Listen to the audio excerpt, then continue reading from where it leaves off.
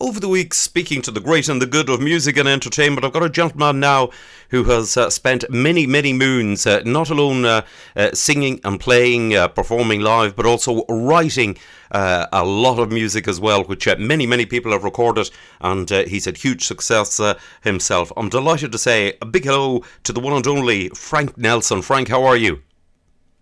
Jerry, good, thanks. No, great, absolutely fine. Yeah, that's great. That's good. You're needless to say, you're the same as everyone else. You're not out.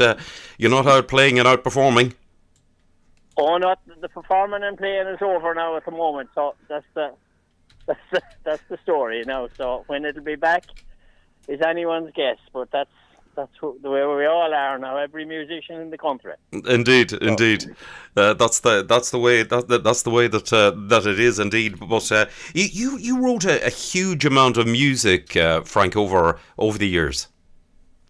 Yeah, I've written a good bit of stuff, all right. And in fact, the last couple of days I wrote a few songs as well. Or the last week I wrote 3 or 4 songs just to, as the saying goes, keep my name in, and hopefully that we'll get back to record them and have a few singles or an album or something out of them, you know. So, indeed, you've written an amazing. I mean, among the songs which are instantly recognisable is "I Miss the Crack in Cricklewood" and also "Living in a Villa." That's right. Yeah, I done well with them, and of course, the passing of time then was probably. Well, the best seller I ever had, to be honest, was the Crack in Cricklewood. Right. And nothing as fast as the passing of time. Indeed. So they were the best. And then a song that was an awful lot of interest in, I say in both ways. Critical probably, and people liked it, was Under the Bridge. Yes. People thought that, I went maybe too close to the bone when I done that Under the Bridge, because it was sort of about the homeless at the time, although I didn't think of that when I was writing it. I just wrote the song Under the Bridge. It was about somebody I seen on the street, and I wrote it. And I had another one then, What Will I Tell the Children When You're Gone? Yes. That created a bit of a story as well, Indeed, yes. I bet it did. People says I shouldn't have done that, Indeed. But I just write what comes to mind or in my heart, and they were serious ones. Then I'd write funny ones, Crack in Cricklewood and Living in a Villa, things like that. And in fact, one of the radio stations here in Ireland banned Living in a Villa because I mentioned somebody with 4 wives and that kind of thing, but that doesn't faze me at all, so I think things like that, it causes controversy and more people want to listen to a thing, Indeed. I mean, but over the years, you had other fantastic songs out yourself. Little Town on the Shannon, My Father Came from Roscommon. That's right, yeah. Little Town on the Shannon was the first one. Well, actually, the first song I ever wrote was a song called Born in Ireland. Yes. And then I wrote Little Town on the Shannon, and I said I'd record that because it was about Lanesborough. And an awful lot of people still think that I come from Lanesborough. Now, I went to school in Lanesborough, right, but I come from Stroketown in Roscommon, so, which is, as we call this side of the bridge. Right, yes. Yeah, the Little Town on the Shannon, that song, The Little Town on the Shannon, was recorded by a huge amount of people also. That's right, yeah. Margot done it, and the late Johnny Lockery done it as well, to mention a few. Paddy O'Brien done it. Yes. Oh, a lot of people done it, yeah. Yeah, Kevin Prendergast, I think, did it as well. Kevin done it as well. It is indeed, yeah. Yeah, numerous. It is indeed, yeah. Numerous. Writer and stuff. Indeed, he is. Yes, he's written some absolutely superb stuff. Now you're very. We can say that your very last weekend of playing with us, the St Patrick's weekend, you were over in London. That's right. Yeah, we were in London. Yeah.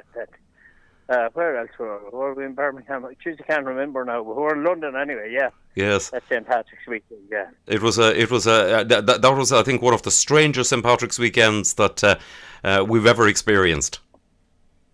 God, I never came across anything like it. We're in Hanwell actually on the Saturday night, and we had a great night, absolutely great night. Place was packed, Right. and we didn't think it would be.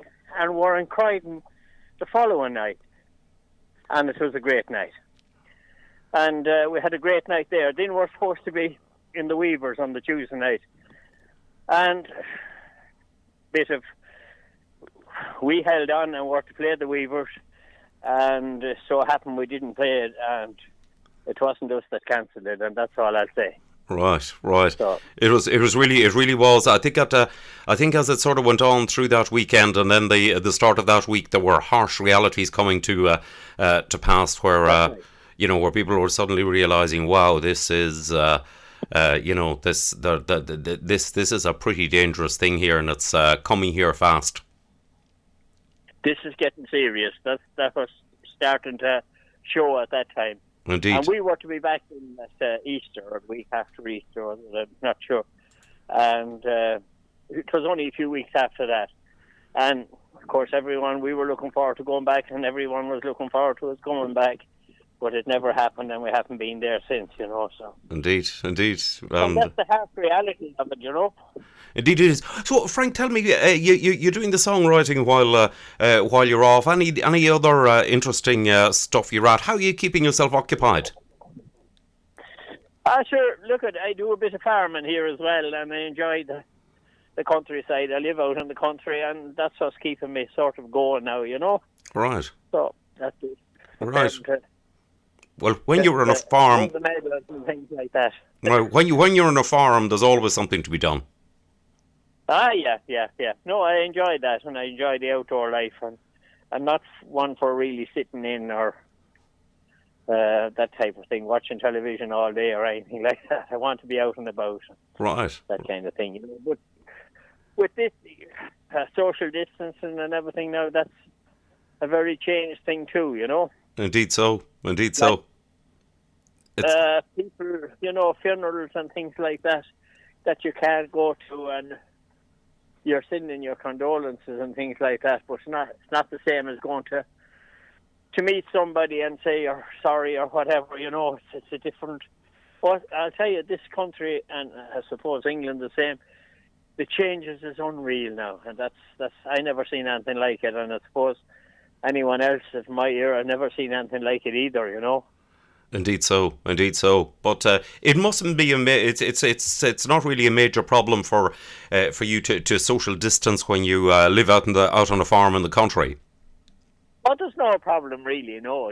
It's just that what I find the hardest about it now is when it comes to 6 or 7 o'clock of a Friday evening, or maybe a Tuesday or a Wednesday, that I'd be hitting for a Westport at the hotel, or hitting to the MacWilliam or any of the other venues, and you're sitting at home and it's not happening. That's the killing part now, to be honest.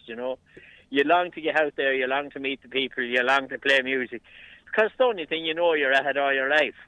Indeed. And like when I can't. Well, I won't say I can't stand television. I watch some of the YouTube channels with the country music and that on it. But the same dribble is on every. I don't know how people sit in on the weekend and watch it. For entertainment value, I think it's very, very poor, So that's my. Now, I suppose maybe I shouldn't say that, but that's my thing about it. I can't sit down and watch some of these soaps or things like that, because I don't understand them and never follow them, and you're getting into probably in the middle of it now, and you don't know what's happening, So. Yes. No, you're just been absolutely blunt, honest. I mean, there's many more people in the same boat. Yeah. But that's the way it is. Like when you think of coming to, say, Saturday or Friday evening, and you think, well, 6 o'clock now I'll be on the road, and I'm hitting to Galway or hitting to Wexford or hitting to wherever I'm going, or hitting up to Monaghan or Cavan or somewhere like that. And you see the van parked outside the door and it's not moving. Yes. And you're not moving. And that's it, That for me is the hardest part, I miss it a lot. Yes, yes, I bet, I bet. One thing which many singers, Frank, have mentioned to me is the fact of actually missing the people, missing meeting up with the people. But sure, that's what you're missing, because everywhere we go, thanks be to God, over the years, whether it's in Galway or Scarman, we have a huge following, thanks be to God. We've built up that through the years. That doesn't come overnight, that takes a long time. And we know these people, and it's the same in London and Birmingham and these places.